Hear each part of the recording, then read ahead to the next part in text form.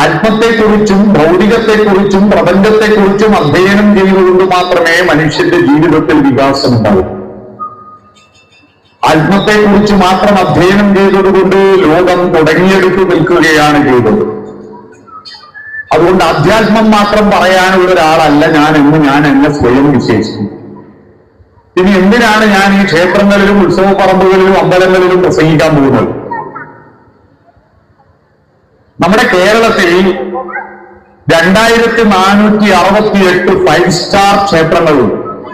ഈ 5 സ്റ്റാർ ക്ഷേത്രം, 5 star hotel എന്നൊക്കെ പറഞ്ഞത് എല്ലാ വിധത്തിലുള്ള ഉത്സവങ്ങളും നിത്യപൂജയും അതിന്റെ എല്ലാ ചടങ്ങുകളും നടത്തുന്ന ക്ഷേത്രങ്ങളുടെ സ്റ്റാർ പദവി കൊടുത്തതിൽ 5 star, 4 star, 3 star, 2 star, 1 star ഇങ്ങനെ അമ്പലങ്ങളുടെ എണ്ണം നിങ്ങൾ വെബ്സൈറ്റിൽ പോയാൽ നോക്കിട്ടു.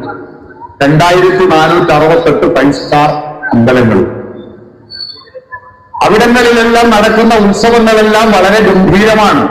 പണ്ടത്തെ മാതിരിയല്ല. പണ്ട് അന്തിത്തിരി കത്തിക്കാൻ കഴിവില്ലാത്ത ക്ഷേത്രങ്ങൾ ഉണ്ടായിരുന്നു.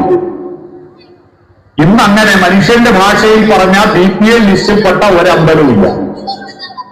ഈ 2468 പുറമെ ആയിരക്കണക്കിന് ക്ഷേത്രങ്ങൾ സർക്കാരിന്റെ ലിസ്റ്റിൽ ഒന്നും പെടാതെ കൊച്ചു കൊച്ചു കാവുകളായിട്ടും കൊച്ചു കൊച്ചു ആരാധനാ കേന്ദ്രങ്ങളായിട്ടുമുണ്ട്.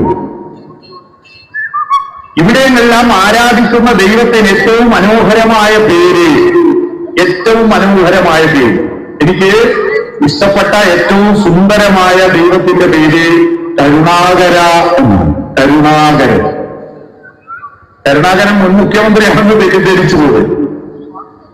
ദൈവവിശ്വാസത്തിന്റെ പരമമായ ലക്ഷ്യമെന്ന് പറയുന്നത് സകല ജീവജാലങ്ങളോടുമുള്ള കരുണയാണ്. തന്റെ മാതാവ് അസുഖം വന്ന് കിടക്കുമ്പോ ശരിയായ മാതാവല്ല, അച്ഛന്റെ ഭാര്യയാണ്. എന്നിട്ടും ആ മാതാവ് തന്നെ പറ്റിക്കാൻ വേണ്ടിയിട്ടുള്ള ഒരു സൂത്രപ്പണിയാണെന്ന് മനസ്സിലാക്കിയിട്ടും അസുഖത്തെ ചികിത്സിക്കാൻ വേണ്ടിയിട്ട് കാട്ടിനകത്ത് പോയിട്ട് പുലിയെ കൊണ്ടുവന്ന കരുണയാണ് അയ്യപ്പൻ കാണിച്ച ഏറ്റവും വലിയ കരുണ, അല്ലെ? ഇങ്ങനെയാണ് പുലിവാഹന. യഥാർത്ഥത്തിൽ അയ്യപ്പൻ പുലിവാഹനല്ല, അയ്യപ്പൻ വാജിവാഹനാണ്. വാജി കുതിരയാണ്. അയ്യപ്പന്റെ നമ്മുടെ ഭാരതത്തിലെ ദൈവങ്ങൾക്കെല്ലാം ഓരോ ആൾക്കും ഓരോ വാഹനമുണ്ട്. വിഷ്ണുവിന്റെ വാഹനം ഗരുഡൻ, ബ്രഹ്മാവിന്റെ വാഹനം അരയന്നം, അല്ലേ? ദുർഗയുടെ വാഹനം കടുവ, സിംഹം, അല്ലേ? ശിവന്റെ വാഹനം കാള,